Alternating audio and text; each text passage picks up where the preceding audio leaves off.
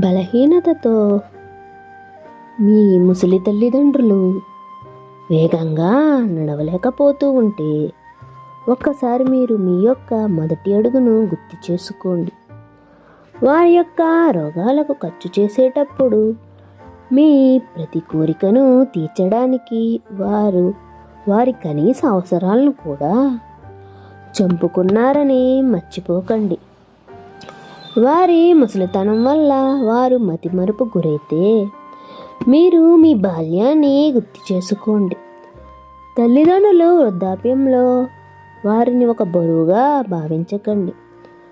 9 నెలలు తల్లి కడుపులో మోస్తే మిగతా మీ జీవితం మొత్తాన్ని వారి కళ్ళల్లో మోసారని మర్చిపోకండి.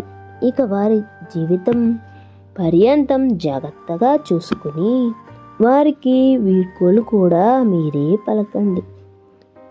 గుర్తు చేసుకోండి, ఈ లోకంలో మీకు స్వాగతం వారే పలికారని, వారికి మీరు తప్ప ఈ ప్రపంచంలో ఇంకెవరూ లేరని. అర్థమైందనుకుంటా.